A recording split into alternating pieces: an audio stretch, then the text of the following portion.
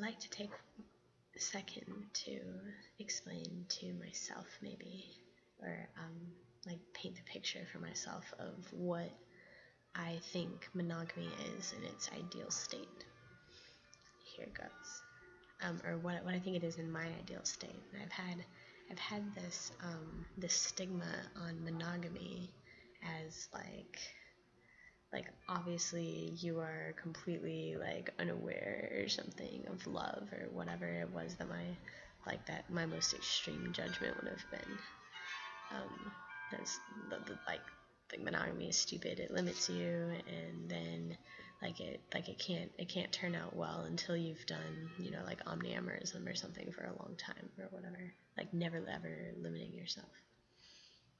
And I mean, really, I guess my ideal vision of monogamy is not one that limits, but that isn't affected by whether or not it's being limited. Does that make sense? Like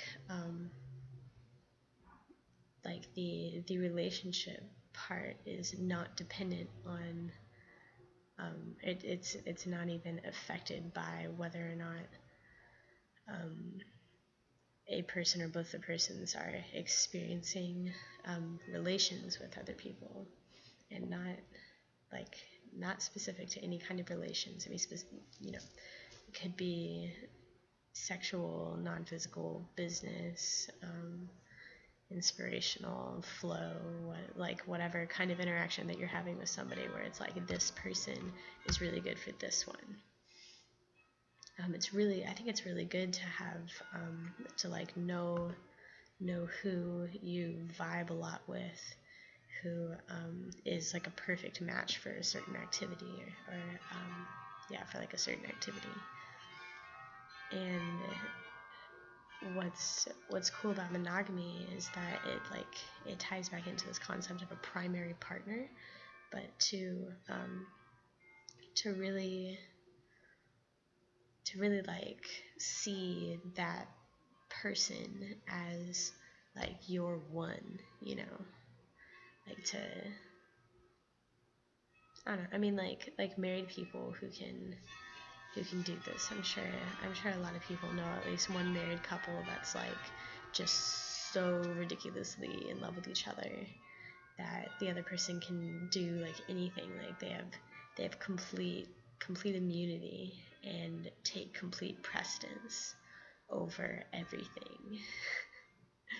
But that doesn't mean that that like either one of them can't do whatever they want otherwise. It means that, I mean, it's going to be communicated whether or not that person likes it, and whether or not that other person stops doing that just because the other person doesn't like it is totally dependent on how much that person likes it.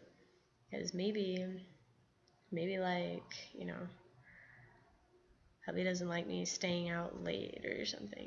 He wants to snuggle by 10 or something, and sometimes like I'm gonna be out after 10 and he's gonna be like, that's lame, I wanted to snuggle, and I'm gonna be like, bummer, I had an awesome time and I did these things, and he's like, of course I want you to do whatever makes you happy, and that makes me happy, so it's not actually a thing. I just wanted to like communicate that I would have really liked to snuggle. And I'm like, whatever, I would have loved to snuggle too, and I would have also loved to do the things I did, so or whatever, or I don't know. He didn't want to leave the seat down. I don't care. I'm just gonna tell him. Like sometimes I forget to check whether or not the seat is down, and it'd be cool if you would just put it down or whatever. This is just going on a rant, but I'm trying to make a point to what I mean of having like one person where no matter what you do, you are loved and forgiven in advance.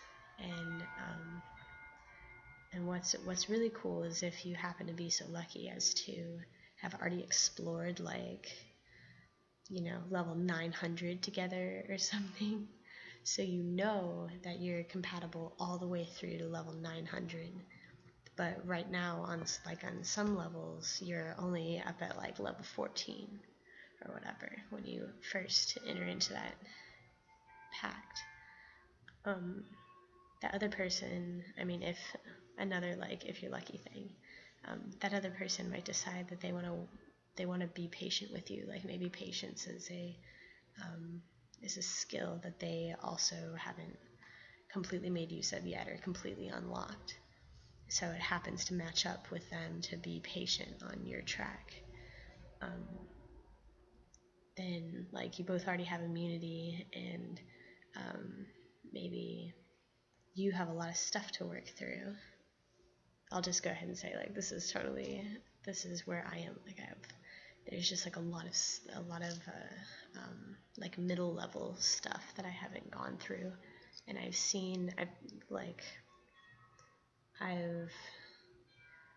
I've been on teams that have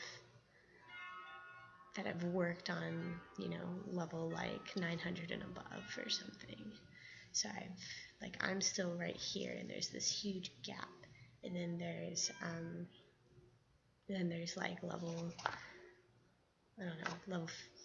1537 that I totally played with these people this one time because they were already there, and all you have to do is like accept being on a super team and be willing, and then you can succeed, right? Because the other people are helping you out because they know you're not, like, you weren't already on that level, but you're fully capable of doing it, and they're showing you, right? So I've been blessed with a lot of those circumstances in my life, and so my idea of a completely beneficial and maybe necessary monogamous relationship still, like, never any limits. You can't, like, start off with limits. You can create your own limits and feel what feels right, and sometimes that's like, it's kind of like a limit, but it's more like an observational limit than something that you're doing to yourself because you're not paying attention. Oh shoot, did it go away? But yeah, so my ideal vision of that monogamous relationship is doing like mass amounts of internal work, self-growth stuff, where you're like super openly communicating and super letting each person be a part of the other's process, and really, like, figuring some stuff out, like reverse engineering a spiral, or reverse engineering a psychosis, or reverse engineering like learning patience, or reverse engineering unlearning jealousy, or reverse engineering like substance abuse, or whatever, like reverse engineering things that, like, programs that you don't want. Oh yeah, okay, re-engineering programs and deprogramming them, but doing it together so it's way more effective, and to have somebody who perfectly fills you up in the places that you're lacking, and that you're able to fill up in the places that they're lacking. And when you can be symbiotic like that symbiotic monogamous relationship, that's where, that's the growth zone. That's like the quickest straight route to exponential growth. And yeah, it's that it, like, I guess another way of phrasing it is my ideal monogamous relationship adheres to the superhero mission of rapid growth, like collaborative rapid growth. I think that's what I want. And I know that people have lots of different reasons for doing what they do, and they have lots of different reasons for doing the same thing that I'm talking about, but doesn't matter, I don't think. I don't know. First of all, I'm super blessed. Second of all, that conversation was not just from my brain, it was channeled for me earlier today. And third of all, I didn't just wake up, but I feel like I just, like, woke up, I feel like I awakened myself in the context of things I needed to know about myself, or awaken myself to. So yeah, if you watch and listen to this whole thing, you are amazing. Unless you're Alex, then, like, good. You should have watched this. Why would you not watch this? This is so important. Whoa, time to get off, I guess.